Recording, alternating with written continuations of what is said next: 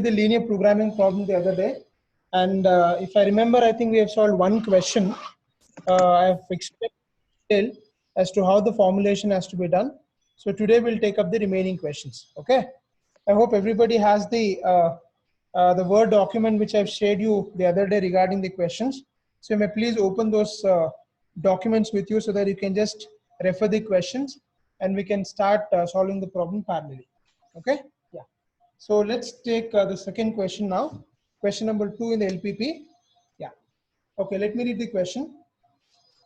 A cooperative society of farmers has 50 hectares of land to grow 2 crops X and Y. The profit from crops X and Y per hectare are estimated as rupees 10,500 and rupees 9,000. Rates of 20 liters and 10 liters per hectare. Sorry. To control weeds, a liquid herbicide has to be used at the rates of 20 liters and 10 liters per hectare. Further, no more than 800 liters of herbicide should be used in order to protect the fish and wildlife using a pond which collects the drainage from the land. How much land should be allocated to each crop so as to maximize the total profit of the society? Formulate as LPP. I think the question is very clearly given. They also have very clearly mentioned what is the objective of the problem also. So therefore, I think this is one of the simplest questions. You don't have to really bother about identifying the keyword and then deciding the objective, because very clearly they have mentioned what is the objective here. Okay. So as usual, first we are supposed to write down a table where all the data can be clearly interpreted, and then the formulation process can be started. Okay. So if you look at this particular question, now the question is about the 2 types of crops. Okay. There are basically 2 types of crops which the farmer is growing here. So can anybody please tell me which are the 2 types of crops is growing here? So X is the first type of crop and Y is the second type of crop. So 2 crops is growing, and it is said that the total land the farmer has, is around 50 acres land. The total land here is 50 acres of land. And they've given that the profit per hectare. So the profit per hectare for crop X and Y is given as 10,500 rupees for X crop and 9,000 rupees for Y crop. They've given individually what is the profit per hectare the farmer can expect from crop X and crop Y respectively. So X he can get 10,500 and for Y it is 9,000. They said that to control weeds, a liquid is required and 20 liters and 10 liters per acre. Okay. For this is a liquid herbicide which they are supposed to spray to the crop. For X, it is 20 liters are required, and for Y, 10 liters are required. Okay. Not more than 800 liters of herbicide should be used. Even though we are using 20 liters and 10 liters for X and Y, there is a condition that you are not supposed to use more than 800. That is maximum 800 has to be used. You should not go beyond that, because they very clearly mentioned that in case if you are using more herbicide, it might create problems to the fish which is actually there in the pond. That's the condition has been very clearly given. Now, with this data, you are supposed to formulate the linear programming problem as to how much land to be allocated to each crop in order to maximize the profit. Okay, a very, very simple question. I think we have very minimum data here. I hope you all remember there are basically 4 steps involved in a linear programming problem. Can anybody please tell me which are the 4 steps or which are the 4 components? The 4 components of LP. Hello? Decision variable. Objective function. Okay. Constraints. Non-negativity restrictions. So decision variables, objective function, constraints, and non-negative restrictions. So these are the 4 components we have in LPP. I think last problem I've made it very clear to you. Before we start writing decision variable, it is important for us to understand which is a keyword in the given problem. Now, all linear programming problems are only of 2 varieties. One is called as maximization case problem and other is called as minimization case problem. In any question, if profits are given to you, then profit becomes the keyword. So if the profit is a keyword, then obviously the question belongs to maximization case. So since in this particular problem, the profit of X and Y is clearly given to you, it is a question of maximization case. Okay, maximization case problem. Okay. So once it is decided that it is a maximization case, now let us write the first step, which is called a decision variable. Okay. How many decision variables are there in this problem? Can anybody please tell me? How many decision variables are there? 2. So which are the 2 decision variables? Hello? How do we decide? Yeah. X and Y, sir. Decision variables are nothing but the variables which facilitates your objective.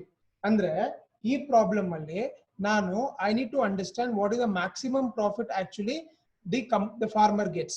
So if I want to get the or know the maximum profit, obviously I should be growing more crops of X and more crop of Y. Okay, they very clearly mentioned that the farmer has totally 50 acres of land, and now within this 50 acres we should allocate some acres to X crop and some acre to Y crop. So again X1 is the first decision variable, which can be written as number of hectares, okay, of land allotted to crop X.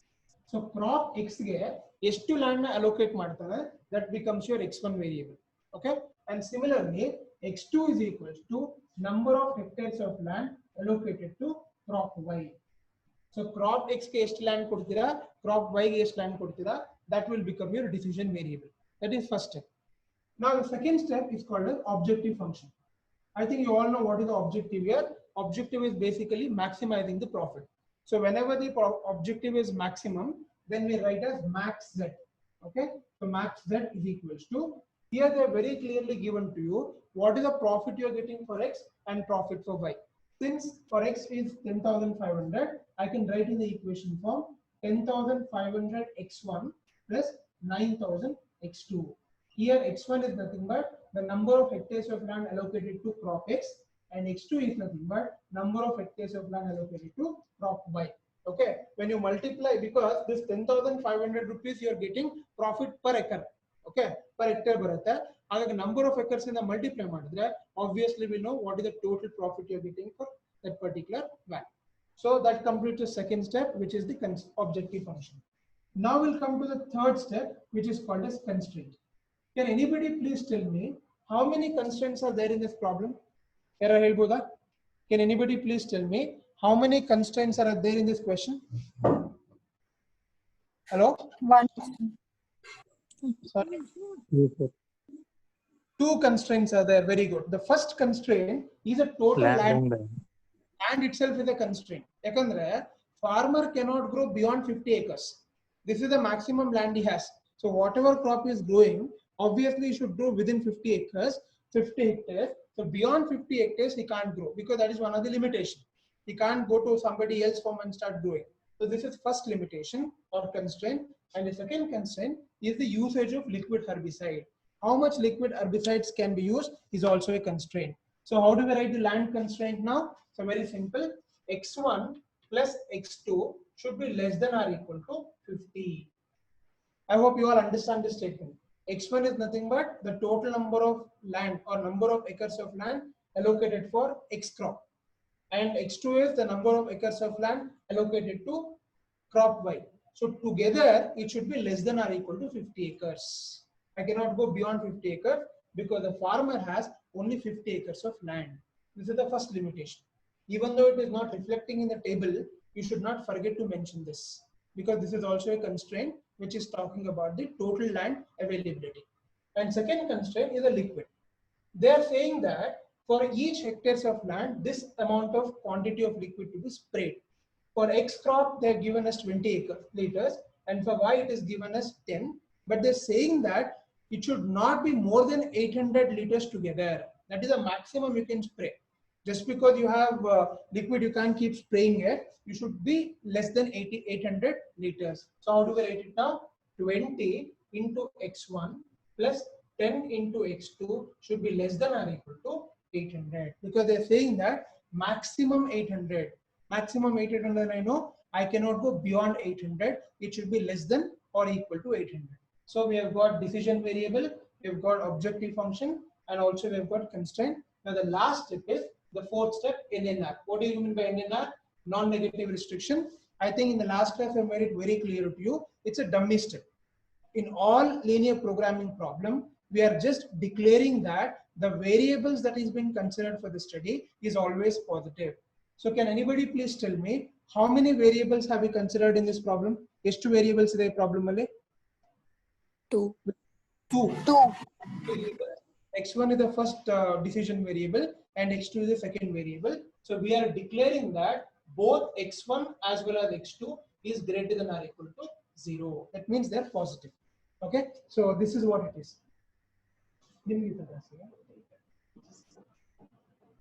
Okay. 10:30. Okay. Regular class. Just 1 minute, just 1 minute.